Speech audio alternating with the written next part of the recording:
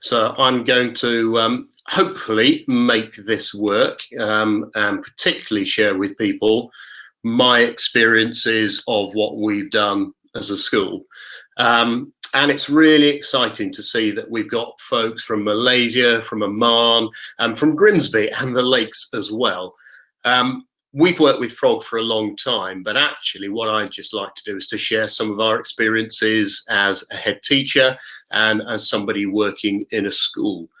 The first thing that struck me about this whole process about online learning, remote learning, and working during a lockdown was really that it shows your values as a school. So what I'm going to share is how we made our way through. And Gareth talked about at the beginning that some schools have been more successful and some schools have been less successful.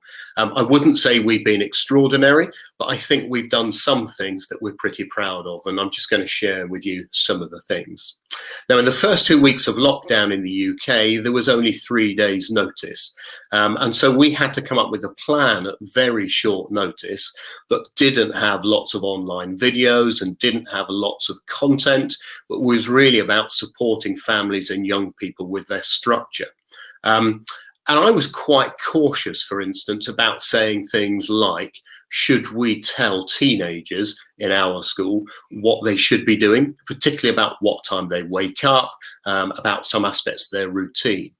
But if you look at the screen in front of you, you'll see that we were really, really clear about what a structured day at home should look like.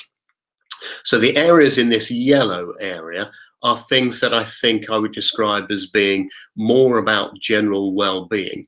So we knew that adults who work from home have generally found that structure and repeated routines keep them more productive. And although I definitely don't want to think that 11 and 12 and 13-year-olds are like mini workers working in industry, I think there are learns that we can take from successful people working from home. And the risks of being at home are so many distractions. So we were really brave in the first couple of days, and we decided we would give pupils a schedule, not a timetable, but a schedule. And so we would tell them roughly what time they should be waking up, what they should be doing in the middle of the day. This day goes longer. I've just screenshotted the first 2/3 of it.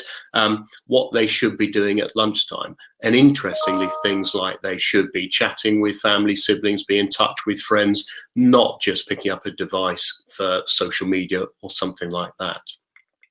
Now, we have a tutor reading program, which means that in morning registration in our school, our young people read a piece of fiction or non-fiction, and it's read by the tutor to the pupils. So we made that available via YouTube. We recorded the tutor reading with a copy of the book, and we had that read out every single day. And we wanted to keep the routine of school going at home. And I'll talk a little bit more about that at a later point.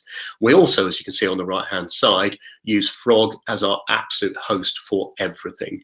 Because our homework is set on Frog already, it meant that people were really, really familiar with logging into Frog to access their independent learning. I always say at these events, I'm not a Frog ambassador. I'm not paid by Frog or in any way on their payroll. But for us, we use it as the single platform that then hosts lots and lots of other related areas. So we can embed a YouTube video, for instance, on Frog, which means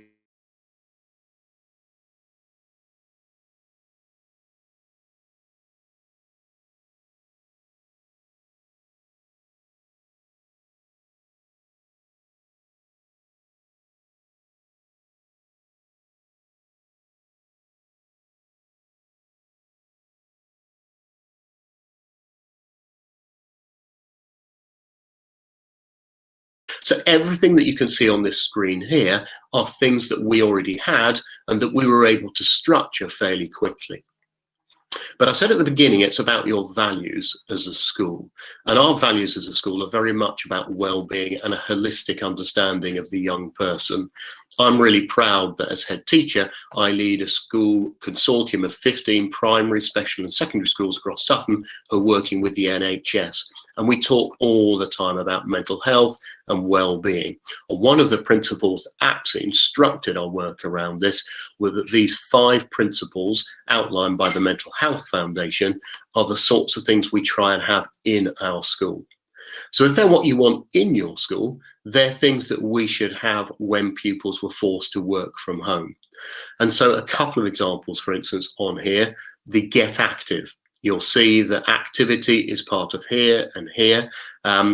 And giving to others is something that we absolutely promoted in a number of different activities. So, for instance, we asked our pupils to write to care homes, to NHS centres around our school, and to actually reach out to those people at the absolute depth of the pandemic who were working incredibly hard. That's not here because it's on the lower part of the schedule, but that is another activity we ask people to do, a letter writing activity. And so, therefore, all these 5 principles ran through what we tried to do in the first 2 weeks. Now, if you look at the screen, you might think it's not particularly exciting. It's not particularly technologically able. And you're right, because we got to some much more sophisticated plans over the next month. So we had 2 weeks before lockdown in the UK at the end of the Easter term. Then we had a 2-week holiday. And over that holiday, we got together what phase 2 would actually look like. But I was struck by how positive the parents were even about this first quite simple phase. I'll give you a couple of examples, but these are only a couple of examples of what parents said about what we were doing. I'm honest, I was a little anxious. What we're doing wasn't really as sophisticated as it could be, but I think by comparison with others, we had some really clear values: structure, social communication, some learning, some family time. And a couple of parents said things like this.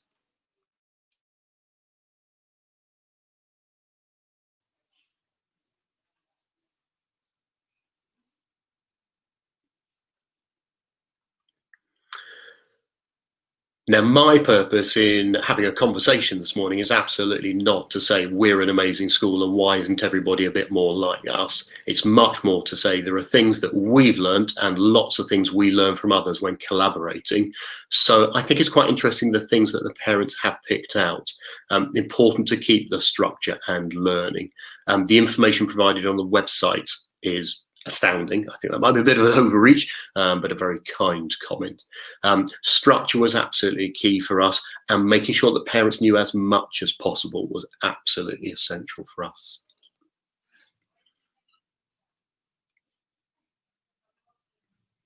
Now, that second comment talks about the schedule I've just shown you. A bit of me thinking, is it sophisticated enough? Does it have enough going on?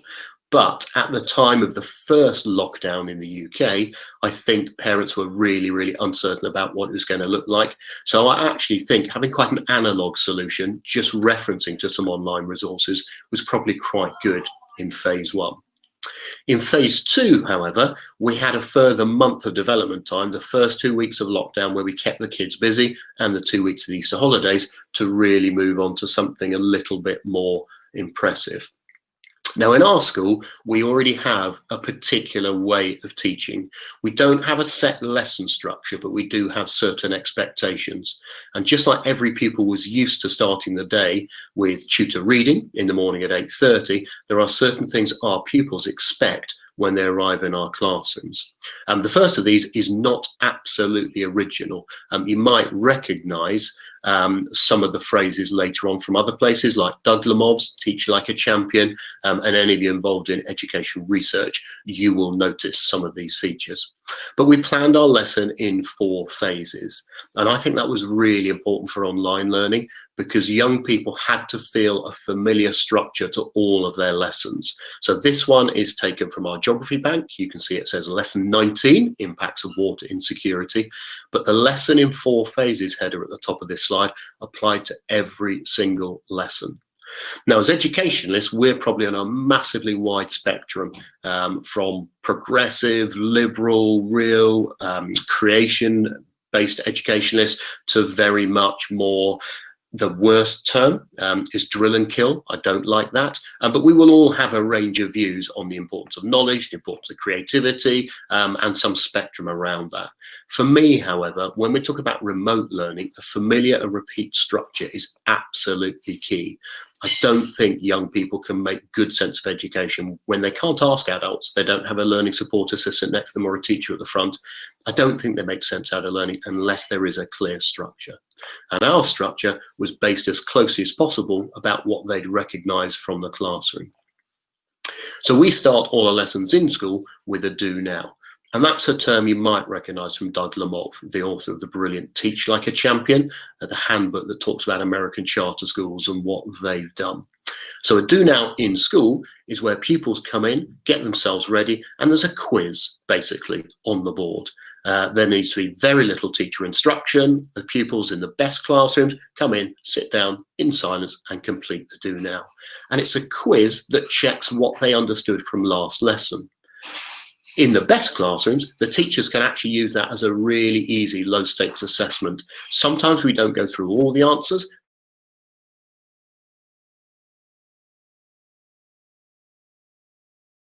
It was really important that we had a structure that kids were familiar with. So I'll take an example now from our lesson structure and what it looked like on screen. So this lesson, if you remember, was about the impact of water insecurity. And here are 5 questions. And this is exactly what our pupils would expect in lessons and exactly what we replicated for them online.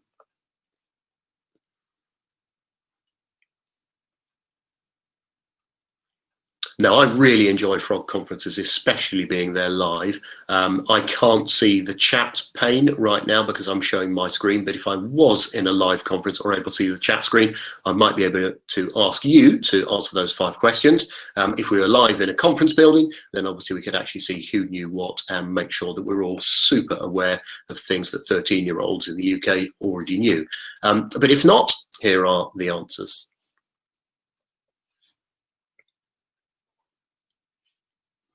Feel free on the comments pane to give me a mark. You scored out of 5 on that.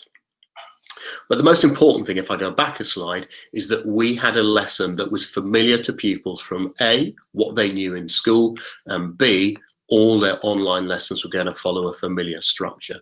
So the do now is something that we expected kids to recognise, and it helped them know the familiarity of the lesson. So the second phase after the do now was the phase of, I guess, content, the main lesson input. And we were really, really fortunate that in the majority of cases, we were able to record these. Now, because we're quite a big school, we've got 1,800 pupils, that means that in the geography department, as an example, we have 6 geography teachers. And we were able to distribute the curriculum to each of those teachers. So teachers did not need to write the same lesson for each of their year 8 classes because that would have been incredibly inefficient. And so what we're able to do was to scale this out really, really straightforwardly. So this is an example of the main lesson input. The teacher down at the bottom, Andy, our head of geography, if this was a streaming video, is live talking, and he's combined some images and some text and will be audio talking across it. Now, in our school, we have about 30% pupil premium, which in the UK means disadvantaged pupils. So we weren't certain that we could have live teaching because we know that not all of our pupils have access to a device, and they definitely don't all have access to their own device at the same time. So we recorded these as videos that pupils could download and could access at different times of the day. That was our best solution for our setting. We're all in different settings around the world in different types of schools, and you will know whether live videos are a possibility or not. But actually what we learned was that having all of our lessons across the curriculum in familiar phases, it didn't matter whether it was live or recorded. That familiarity enabled learners to engage more successfully. After the main lesson input, we then had a brief quiz. So the videos might be between 16 to 20 minutes. That's a lot of content. In a classroom, good teachers use lots of non-verbal communication. They're scanning the room. They're looking at kids' eye contact. Yes, I know you're looking at what they write down, but actually you can pick up on the non-verbal communication of how well they're absorbing the content. So before we moved on to any task, we had a short quiz that just enabled pupils to check if they understood what had happened in the video. And if not, because it was a video, not a live lesson, they could always scrub back on the video and try and find any section that they weren't short on. And I think that was a really, really important feature. We know in classrooms we can have teachers talking and delivering input, and then pupils just, we hope, absorb it, but we never fully know that. So we did a short quiz at the end of the main lesson input to help pupils self-assess. Low stakes, not taking any marks, not taking any scores, just enabling pupils to have a bit of responsibility for their own learning. And so it looks something like this down at the bottom. And again, the familiar format for every single lesson. So these icons, the multiple question marks, were not used by each individual subject teacher, but were used across the platform, exactly the same every single lesson. And then at the end of the lesson, the fourth phase was an extended response, where we were asking pupils to actually write an answer. And we did use the Frog platform to hand this in. So this is an embedded PDF here. You can see this one is from a Year 10 geography learning lesson, looks at the exam spec, and they could type their answers into the box, and that was submitted to the teacher. Now, because we're quite a large school, we didn't make a commitment with Year 10, for example, that we would mark every single piece of writing. We did say we'd mark one piece of writing a fortnight, and we also said we would sample lessons, and particularly sample pupils' extended tasks, these, and we kept a log of the pupils we sampled so that we made sure over time that we sampled different pupils by gender, attainment, ability, and then we gave general feedback to the cohort. So in geography, we have about 120 pupils in Year 10. If we sample, say, 10 of those pupils, rather than mark all of them, we were able quite quickly to pick up some diagnostic feedback that was really, really helpful for the students. Now, the advantage of the lesson in 4 phases that we went for was twofold. Firstly, familiarity, with pupils having a very predictable and secure environment in which they were learning. Secondly, it really helped teacher planning. So rather than having any kind of issues with different expectations from teachers, different types of content, it meant that we were able to make the stress levels of our staff reduce because they knew what the framework was they were producing for. Inevitably, when we learn new routines, the first couple of attempts take a bit of time. Cognitively, it's hard work to get used to new routines, but once you establish those patterns, it becomes incredibly efficient. And that's something that I think definitely advantage the pupils, but also advantage our staff. Now, as people who use the Frog platform in my school, at Greenshaw High School, we were also incredibly happy that we could use a lot of data analysis. So we could see how many pupils had logged on. We could see when they'd accessed the resources.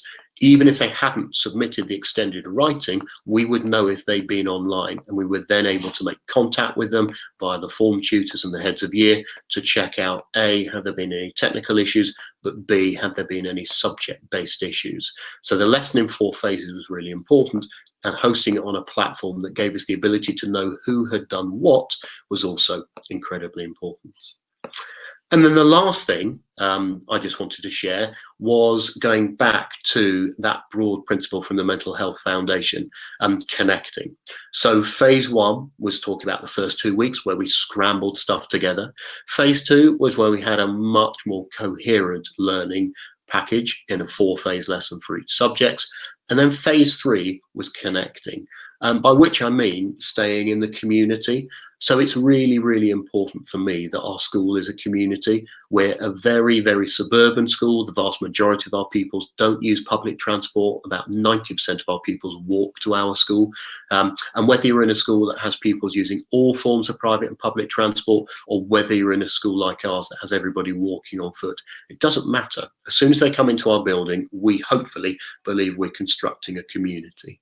So going back to the Mental Health Foundation principle of connecting, we also try to do things beyond just the really, really important stuff around learning. So we sent texts, emails, and made phone calls to families and students around what they'd done, particularly recognition texts. So we aim to have contact with every pupil's family at least once a week. Now, in a big secondary school of 1,800 pupils, that can be a real challenge. So we made it systematic by using some of the analytic data off our database, we were able to then pull down the pupils who had greatest contact, the pupils who had made the biggest changes, and we were able to send some quite intelligently worded emails and communications that were generic, but if you craft them right, they don't come across as standard. We're all used to receiving standard communication from companies and corporations, but if you can actually word them in a smart way, you can make it seem like they've got a level of individuality around them, and that was incredibly well received by our families. It also gave the pupils a sense that they were working for something. They would have got very little feedback otherwise. They would have been pumping work into the ether and not necessarily sure that it was being picked up or being responded to by people. So because of our values as a school about trying to connect everybody together, we couldn't just send them away and not speak to them for 14 weeks. We absolutely had to connect with them. That meant really trivial things. I was really proud that every form tutor contacted every young person on the date of his or her birthday. That may not seem like something that education is all about, but for me, I thought that was an incredibly important thing, and families and pupils really, really appreciated it. Alongside the Zoom meetings, the online assemblies, etc., I think a birthday is a really nice thing. If a pupil's birthday falls in term time and they're working from home, I think that's a lovely thing to do. We're part of a wider multi-academy trust called the Greenshaw Learning Trust, and they instituted something called Fun Friday, which was an event every Friday that pupils, not just in our school, but across the whole group of schools, could collaborate in and get involved in. So some of them would be, for instance, an art challenge. So we might set an art challenge about something like a celebration of the NHS, the National Health Service in our local area, and what they were doing. And we got over 200 to 300 pupils submitting artwork from a range of schools, all on a Friday. And I thought that community effort really pulled together, not just pupils in our school, but pupils across a group of schools working together. And for those of you working across groups of schools, that might be something that you would want to consider. If you look at the Twitter feed for the Greenshaw Learning Trust, you will see Fun Friday as an item on there and some more examples of that. But most importantly, I hope you can see a sense of our values as a school. We are a school that's incredibly passionate about the curriculum and about learning, but we're also incredibly passionate about young people being okay and their families being okay. So for me, to summarize, what we pulled together at the end of this experience was all about structure, connection, well-being, and making sure that staff and pupils were supported as well as possible. So I'm not an expert. We haven't done anything that lots of other schools haven't done, and there may be things in there that you think, well, we smashed that. But I hope you get a sense of interest, and particularly a sense of what we're doing that might just give you a few pauses for thought.